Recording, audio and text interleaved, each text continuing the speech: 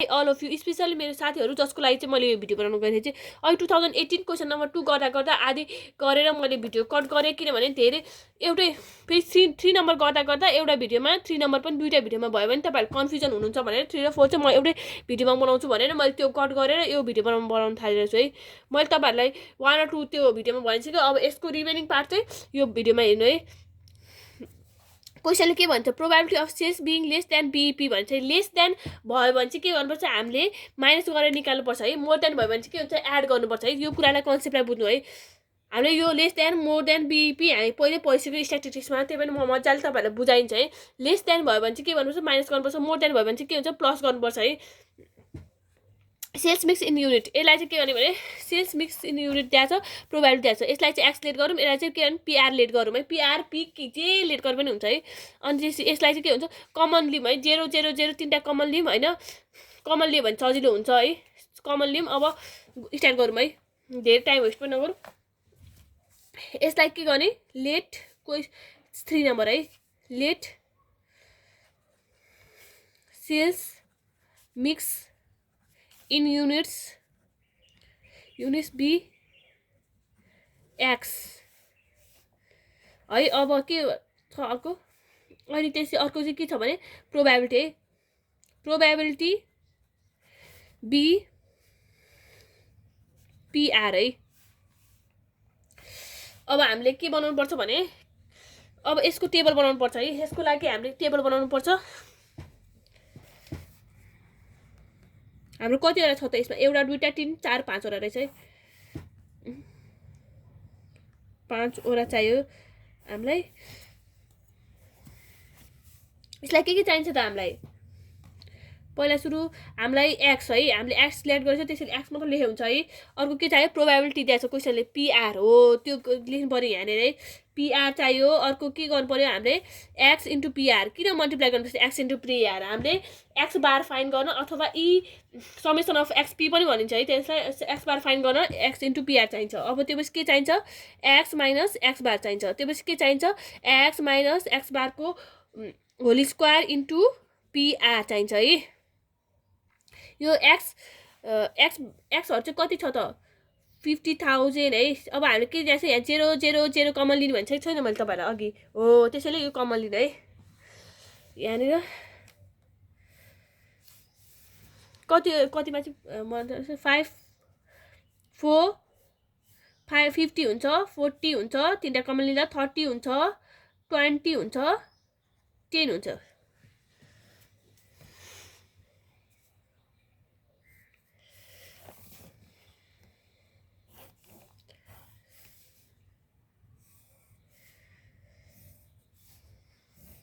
है तपाईँहरू यो के अब प्रोबेबिलिटी साह्रै है। मैले 0.1 दिएको छ क्वेसनले, 0.2 दिएको छ, 0.4 दिएको छ, 0.2 दिएको छ, 0.1 दिएको छ है।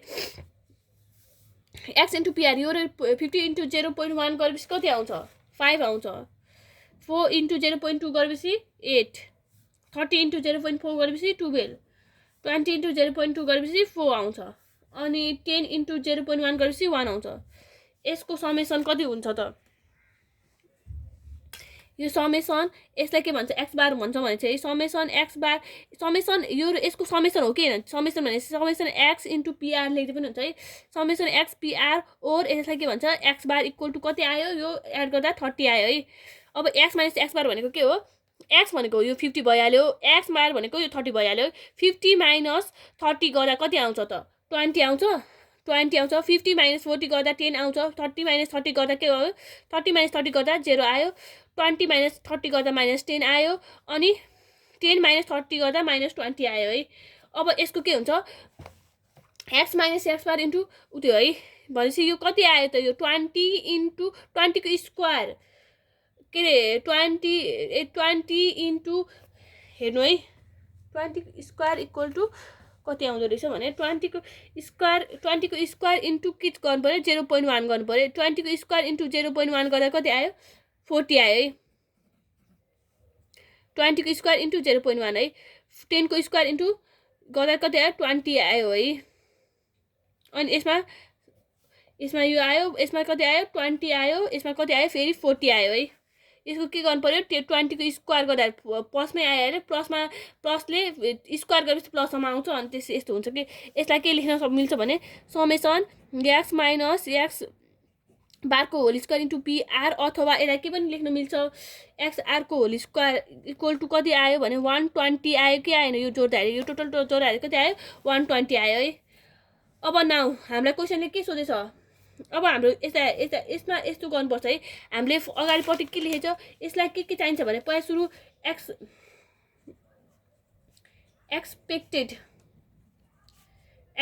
सेल्स युनिट चाहिन्छ यसमा एक्सपेक्टेड सेल्स युनिट कति निक्ल्यो त हाम्रो यो उ गरेर हाम्रो यो एक्सपेक्टेड सेल्स युनिट कति निक्ल्यो भने यो सेल्स युनिट कति निक्ल्यो त x बार इक्वल टु 30,000 निक्ल्यो है। यो सेल्स मिक्स बनायो क्या हामीले यो के निकाल्यो हामीले sales mix in unit B X भनेर भन्छ कि छैन त्यसैले के भयो यो एक्सपेक्टेड सेल्स युनिट भयो है।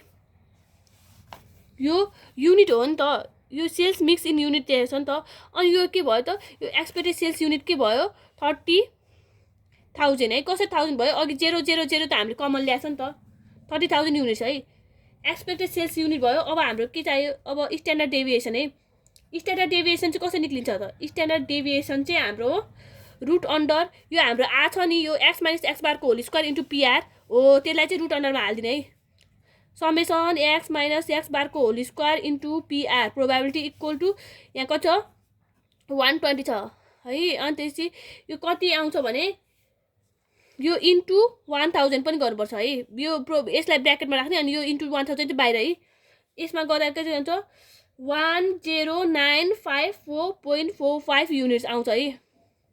यो चाहिँ हाम्रो स्ट्यान्डर्ड डेभिएसन निक्ल्यो नाउ हामीलाई अब हामीले अगाडिको एउटा कुरा लिनुपर्छ है हाम्रो अगाडिको के लिने भने x को भ्यालु चाहिँ हामीले अगाडिबाट लिने है ब्रेक इभन पोइन्ट x अघि हामीले x फाइन्ड गरेको थियो नि यहाँ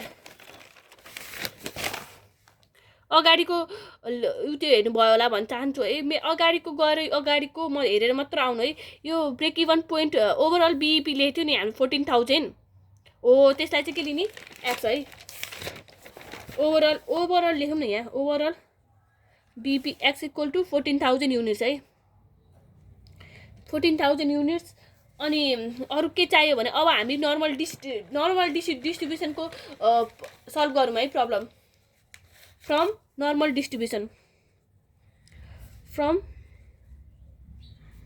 नर्मल डिस्ट्रिब्युसन हामीले के पढ्थ्यो हामीले स्ट्याटिस्टिक्समा जेड बारको Z equal to x minus x bar divide by Z हैन स्ट्यान्डर्ड डेभिएसन हैन स्ट्यान्डर्ड डेभिएसन गर्नुपर्छ नि त हामीले स्ट्यान्डर्ड डेभिएसन भनेको यसरी के स्ट्यान्डर्ड डेभिएसन भनेको यसले इन्डिकेट गरिन्छ है एक्स भनेको 14,000 हामीले ओभरअल बीईपी राख्ने अनि माइनस यो एक्स बार भनेको एक्सपेक्टेड सेल्स युनिट हाम्रो कति आछ अघि फाइन गरेर 30,000 अनि हाम्रो यहाँनिर कति छ स्ट्यान्डर्ड डेभिएसन 10,954.45 है। अब यो गर्दा कति आउँछ माइनसमा आउँछ माइनस 1.46 आयो माइनसमा आए के हुन्छ भने नि माइनसमा आयो भने नि हाम्रो माइनसमा आयो भने चाहिँ के हुन्छ भने माइनसमा आयो भने लेफ्ट साइडमा जान्छ हो माइनसमा गयो भने चाहिँ के हुन्छ ग्राफमा हैन हामीले लेफ्ट साइडमा राख्ने वाइमा के अनि प्लसमा आयो भने चाहिँ के राख्ने हाम्रो राइट साइडमा राख्ने माइनसमा आउँदा चाहिँ यो यस्तो गर्ने है माइनसमा आउँदाखेरि यो माइनसमा किन आयो अनि के गर्नुपर्छ भने माइनसमा आउँदाखेरि एन्सर रङ हैन लेफ्ट साइडमा राख्नुपर्छ अनि प्लसमा आउँदा चाहिँ के राख्नुपर्छ हामीले राइट साइडमा गर्नुपर्छ है हिसाब त्यो के रे प्लट गर्दाखेरि यो द भ्यालु अफ एक्स हैन द भ्यालु अफ एक्स कति आयो त x from normal distribution table है from the normal distribution table कति आयो त हाम्रो नर्मल डिस्ट्रिब्युसन टेबलबाट गरे हो कि हैन हामीले distribution table the value of x from the normal distribution table है table when x equal to हामीले एक्स त्यति बेला कति 14,000 हैन युनिट्स इज कति आयो त हाम्रो हिसाबमा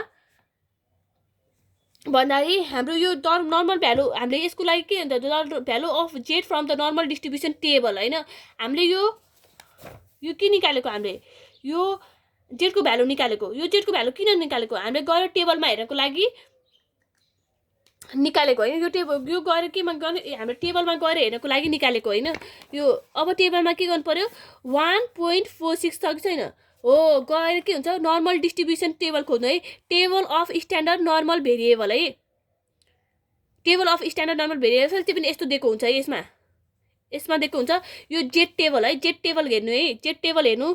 अनि यसमा के गर्नु पर्यो भने 1.46 है, 0 पोइन्टमा न फेरि 1.4 भनेपछि 4 मा गएर हेर्नु होला है, तपाईँ कन्फ्युज भएर 4 मा गएर हेर्नु पर्यो होला है। 1.46 भन्छ यहाँ, 4 मा गएर नहेर्नु होला, कन्फ्युज नहुनु होला। 1.4 मा गएर 0, यहाँ फेरि यहाँ 0 छ, फेरि यहाँनिर गएर 1 2 3 4 5 6 नगर्नु, यो 0 1 2 3 4 5 6 0.4 हेर्नु 4279 यो 0 लाई काउन्ट नगर्नु है, यहाँ 1 2 यहाँ छ 1 2 3 4 5 6 0.4 को यहाँनिर 1 2 3 4 5 6 0.4279 है। हामीलाई यो चाहिँ के हुन्छ माइनस आयो भने हाम्रो के हुन्छ लेफ्ट साइडमा हुन्छ त्यो प्लटिङ गर्दा। अनि त्यसपछि के हुन्छ यो चाहिँ के को लागि गरेको हामीले त्यो भ्यालु किन फाइन्ड गरेको नर्मल डिस्ट्रिब्युसन टेबलबाट भ्यालु फाइन्ड गर्न है 0.4279। अब पाला हाम्रो प्लटिङको है। अब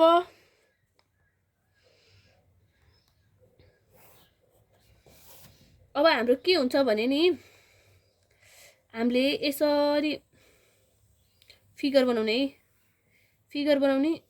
यो चाहिँ के भयो, यो चाहिँ यहाँ माइनस इन्फिनिटी हुन्छ है, माइनस साइड के मैले अघि हाम्रो एन्सर माइनसमा आएको थियो नि त्यसैले यतापट्टि साइडमा हुन्छ यो प्लस इन्फिनिटी होइन, इन्फिनिटी कतिमा हो कतिमा है।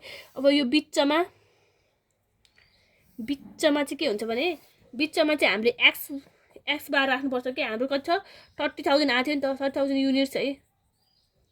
अनि यहाँनिर हाम्रो के छ भने हाम्रो लेस देन हो नि त, हाम्रो क्वेसनमा के छ भने लेस देन यो पछि चाहिँ कति आउँछ भने लेस देन हो नि त, लेस देन यो पछिको चाहिँ हाम्रो क्वेसनमा के सोधेछ, हामीले के सोधेछ भने probability of sales being less than BEP भन्छ।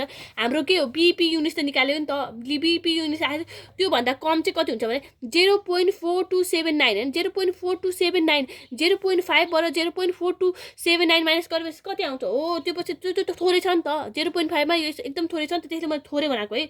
यतापट्टिको हो नि त, यो त यतापट्टिको आउँछ नि त हो 0.5 बाट यसमा यो गरेपछि लेस देन आयो नि त, यो लेस देन आएको भएर यो यसबाट लेस देन आएको भएर लेफ्ट ह्यान्ड साइड चाहिँ किन भएको माइनसमा आएको भएर है, यतापट्टि भयो है लेस देन आएको भएर माइनस भएको भएर यताले यो साइडमा भएको है।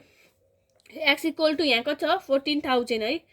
अब हामीलाई के क्वेसनले के सोधेछ हिन्ज प्रोबेबिलिटी है, probability of sales being less than break even point है, पोइन्ट्स युनिट्स। मैले तपाईँहरूले कसरी के भने यसको यो 0.5 मा छ नि यो पछिको कति चाहिँ छ, यो पछि त यो 0.5 मा यो जहिले पनि 0.5 हुन्छ, यो टोटल एउटा 0.5 हुन्छ, यो पनि एउटा 0.5 हुन्छ, यो टोटल चाहिँ के हुन्छ यो टोटल चाहिँ 1 हुन्छ के, यो 0.5 हुन्छ यति, यो पनि 0.5 हुन्छ हैन, यो टोटल कति हो 0.4279 हो, यो यति चाहिँ इक्वल टु यो फाइन गर्न के गर्नुपर्छ यो 0.5 बाट यो टोटल यो हाम्रो अघि हामीले नर्मल डिस्ट्रिब्युसन टेबलबाट निकाल्यो है, यो 0.42 नै यो टोटलबाट यो माइनस गरेपछि यसको भ्यालु आउँछ कि आउँदैन हो, त्यही लेस देन निकाल भन्छ त क्वेसनले। 0.5 टोटल हुन्छ 0.4279 हामीले निकालेछ, यसबाट गर्दाखेरि कति आयो 0.0721 आयो, यसलाई 100% ले मल्टिप्लाई गर्दाखेरि के हुन्छ 7.21% है। अब तपाईहरुले बुझ्नु भयो होला सजिलै छ। सीबीपी अर्को क्वेशन छ, CVP analysis give the information of the CVP analysis give the information for profit plan. कसरी चाहिँ सीबीपी एनालाइसिसले प्रॉफिट प्लानको लागि इन्फर्मेसन दिन्छ रे, सीबीपी एनालाइसिसले कसरी चाहिँ इन्फर्मेसन दिन्छ त प्रॉफिट प्लानको लागि। सीबीपी एनालाइसिसमा चाहिँ के गर्छ भने हामीले म एकचोटी सरर भनिन्छ है, के रे यहाँ किताब साइन्टिफिक एप्रोच है, यो सीबीपी एनालाइसिस भनेको चाहिँ के हो साइन्टिफिक एप्रोच। हामीले सीबीपी एनालाइसिस गर्दा के भन्थ्यो हामीले चाहिँ हैन हाम्रो रिसोर्सेसहरु लिमिटेड हुन्छ है, हाम्रो नेचुरल रिसोर्सेसहरु लिमिटेड हुन्छ, हाम्रो गएर पानी अब हाम्रो एउटा अब नेचुरल रिसोर्स भने जसलाई खोला हैन, अब जसलाई हाम्रो उसमा हाम्रो एउटा लोकालिटीमा एउटा खोला छ हैन त्यो त 5-6 वटा बन्न मिल्दैन नि त, 500 बनाउन मिल्छ त मिल्दैन नि त खनिज जसलाई ढुङ्गाहरू त्यति नै हुन्छ हैन अनि त्यसै हामीले त धेरै उत्पादन गर्न मिल्दैन नि हो त्यसलाई चाहिँ हैन त्यसलाई चाहिँ म्याक्सिमम युटिलाइज गरेर कम चाहिँ के आओस् भनेको वेस्ट मेटेरियल हुन्छ नि वेस्ट मेटेरियल कम आउने अनि कसरी चाहिँ म्याक्सिमम प्रफिट गर्न सकिन्छ